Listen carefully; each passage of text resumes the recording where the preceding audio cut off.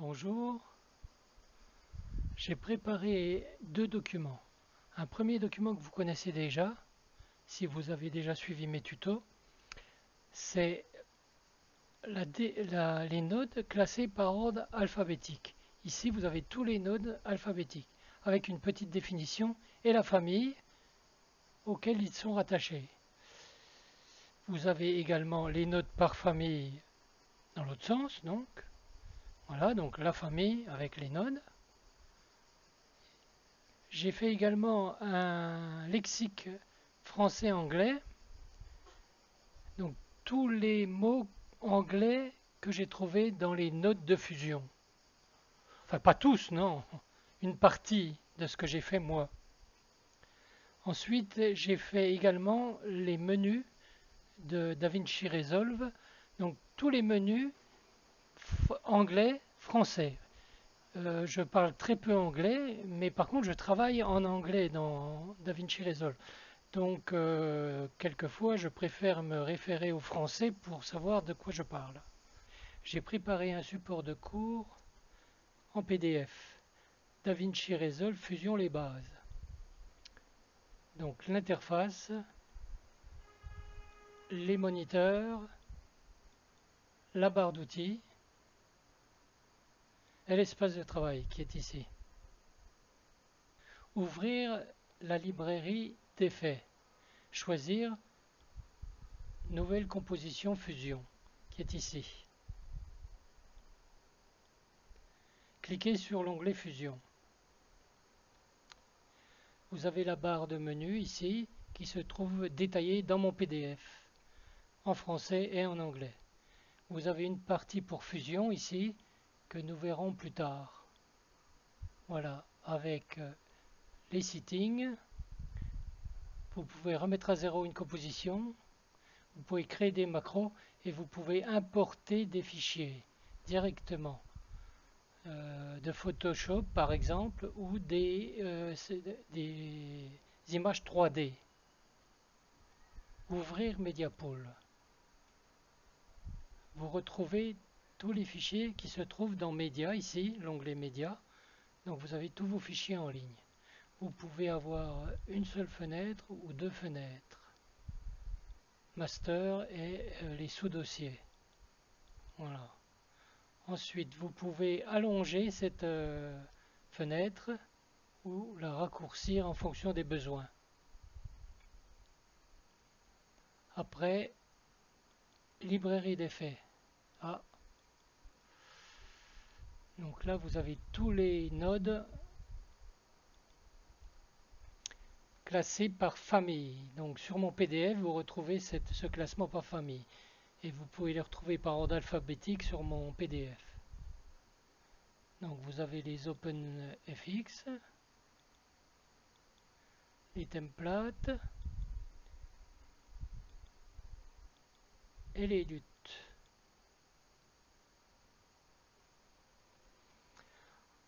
Ensuite, vous avez la zone clip. Voilà, dessous. Donc là, vous avez votre timeline en ligne. Vous pouvez sélectionner un clip directement ici. Voilà.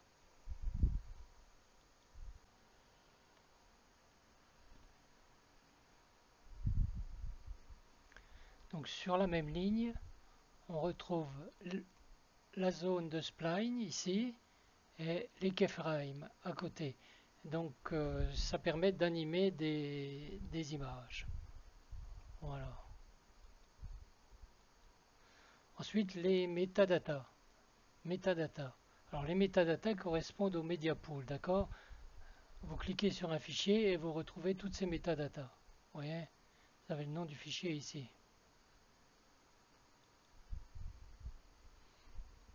Et ensuite l'inspector. Donc l'inspector ici correspond à l'inspecteur des nodes. La zone déroulante ici, pareil, donc pour agrandir ou raccourcir la zone. En dessous, j'ai une barre d'outils pour les moniteurs.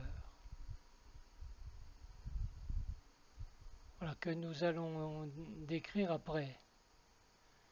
Donc je peux afficher deux moniteurs ou un seul moniteur. Voilà, vous voyez. Donc les deux moniteurs, dans le moniteur, si je clique sur le moniteur, je peux zoomer avec moins, dézoomer et zoomer avec plus. Et pour revenir à ici, Fit, je peux faire CTRL F. Ah, ça marche pas. CTRL F, voilà. Sinon, je peux utiliser les pourcentages ici. Et sinon, la molette avec CTRL. CTRL, molette, dézoomer, zoomer. CTRL F pour revenir. Voilà, vous avez... Et ensuite, si je clique sur la molette, je clique et je tiens la molette, je peux déplacer mon image. Donc, ce qui n'est pas facile. CTRL F. Pareil sur celui-ci. Hein. Je zoome, je dézoome et CTRL F. Et je le déplace. CTRL F. La barre rouge que vous voyez ici permet de savoir que c'est ce moniteur qui est sélectionné. Mais c'est pas que pour le moniteur. Regardez. Ici. Ici. Vous voyez cette barre. Comment afficher cette barre? Donc c'est facile. DaVinci Resolve. Préférences. Other. Et là, vous affichez cette barre ici. Show, focus, voilà, ici. C'est noté dans mon PDF.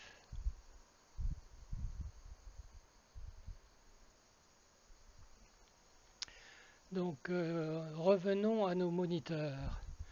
Donc ici, vous avez les commandes du moniteur.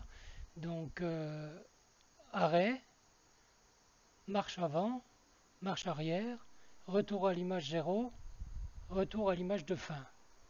Donc, fin, début, avant, stop, arrière.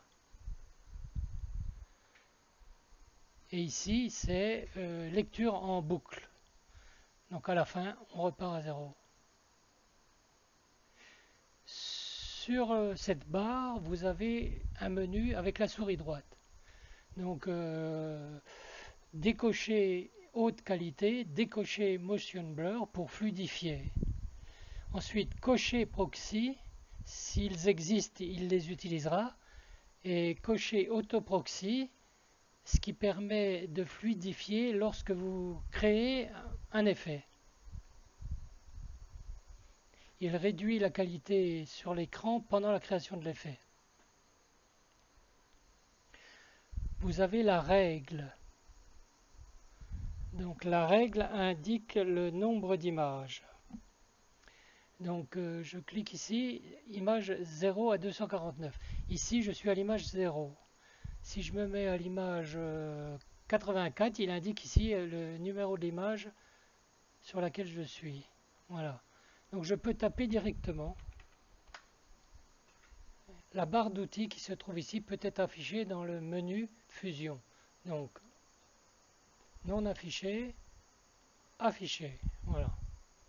Alors sur la barre d'outils, vous trouvez tous les nodes principaux. Donc si vous laissez la souris dessus, vous voyez le nom du node. Face noise, texte, bat, et ainsi de suite. Regardez sur mon PDF, vous verrez cette barre d'outils décrite. L'espace de travail, c'est l'éditeur de nœuds qui est le cœur de la page de fusion. Donc pour sélectionner un node, cliquez dans une partie vide et sur la barre d'outils, cliquez sur le node ou la node. Cliquez dans le vide, Fast Noise. Cliquez dans le vide, texte. Cliquez sur texte, merge par exemple. Donc automatiquement la node se rattache à la node sélectionnée. Alors, autre méthode. Contrôle barre d'espace. Background par exemple. Contrôle, je clique dans le vide. Contrôle barre d'espace, texte.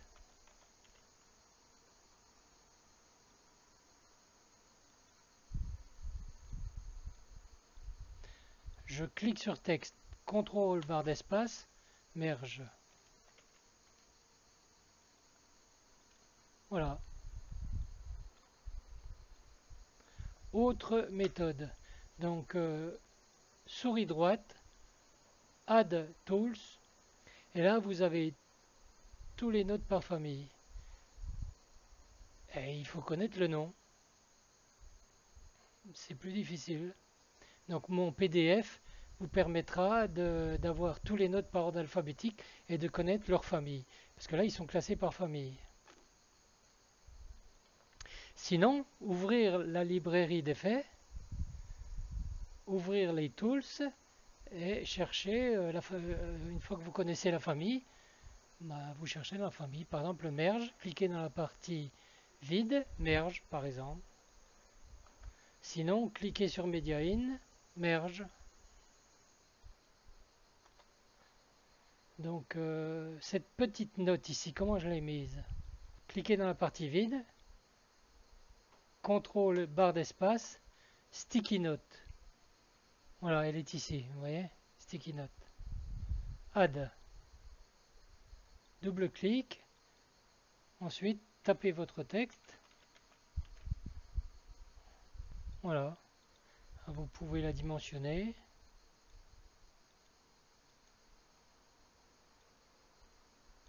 Vous pouvez la mettre, vous pouvez la déplacer, la mettre sous les nodes par exemple, pour donner une indication par exemple. Attention, faire ci, faire ça.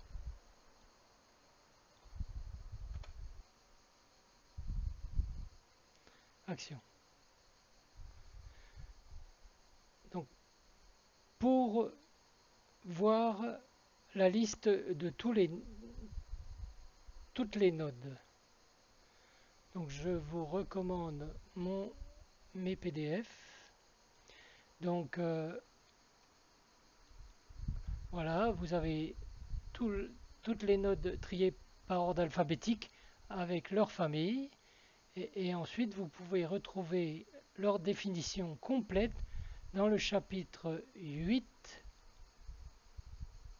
du manuel de référence DaVinci Resolve. Voilà, et là vous avez tout en anglais bien sûr, vous traduisez si vous voulez avoir plus d'informations. Commande et contrôle des moniteurs, viewers. Donc j'ai des outils placés ici et ici. Si j'affiche les deux moniteurs, j'ai les mêmes outils sur les deux. Donc je peux afficher le Media In en glissant le node. Voilà. Et je peux afficher le texte en tapant sur 2 pour droite 2. Ou si je veux l'afficher à gauche, 1. Donc 2. Donc le Media In, pareil, je tape sur 1.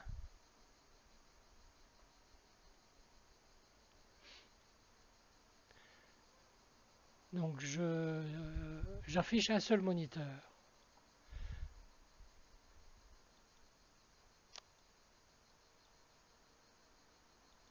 Donc j'ai affiché le texte là et le Media In. Alors avec cet outil ici, je peux switcher. Donc ça c'est le premier et switcher sur B. Voilà, donc je recommence. Je switch sur A. Je switch sur B. Voilà, donc j'ai les deux nodes sont affichées dans le même viewer.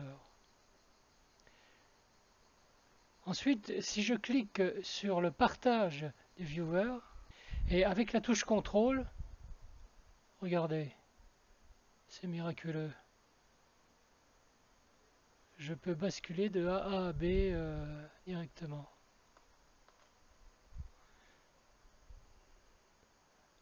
Donc sinon, je switch,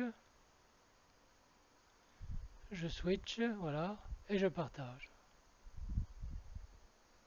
Cliquez sur la zone déroulante, Navigator.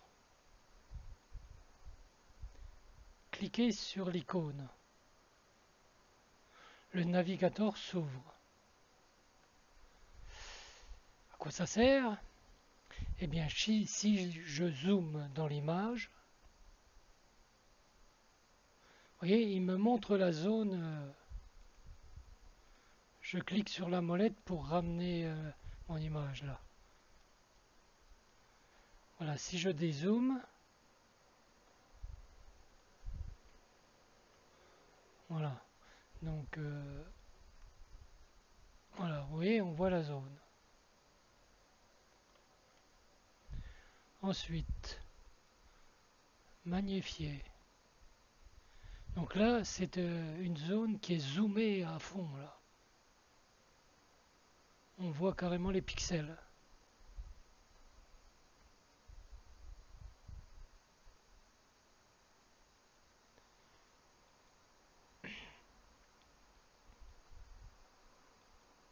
Alors ça c'est intéressant. Regardez, je positionne la souris et il me montre à l'endroit où ça se trouve.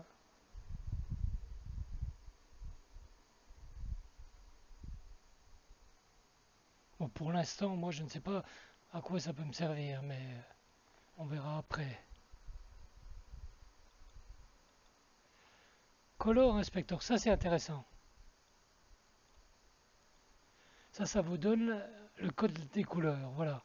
Si vous cherchez une couleur, par exemple celle-là, vous avez son code. Ça peut être très intéressant.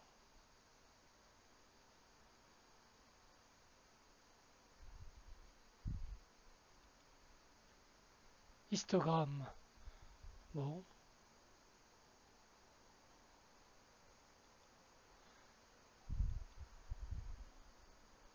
Ah d'accord. Il me donne la taille de l'image.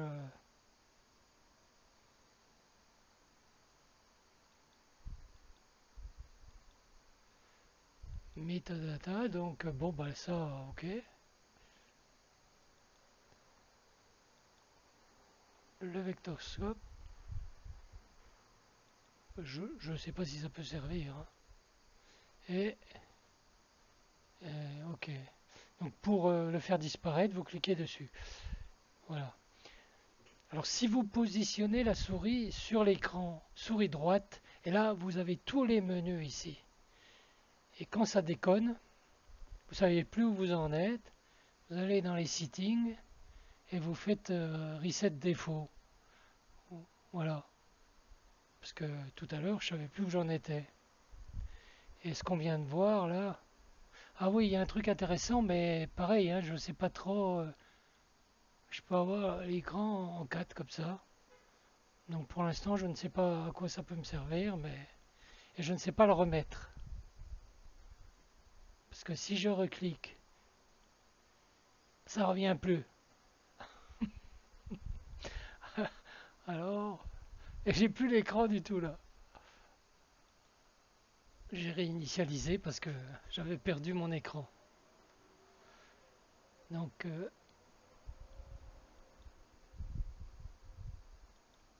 ici, zone déroulante, auto, look, set, reset. Pour l'instant, je ne sais pas à quoi ça sert. On verra. Ici, par contre, color, donc on peut voir la couleur rouge. Voilà, chaque couleur est décomposée. Blue et alpha. C'est la couche alpha lorsqu'il y en a une. Et color. Voilà. Et ça, je ne sais pas. Une dernière chose. Souris droite, guide, show guide. CTRL G. D'accord? CTRL G. CTRL G. Donc pour avoir une grille. Bon, on a fait le tour de l'interface. Je crois que si vous maîtrisez l'interface, vous serez beaucoup plus à l'aise pour travailler dans Fusion.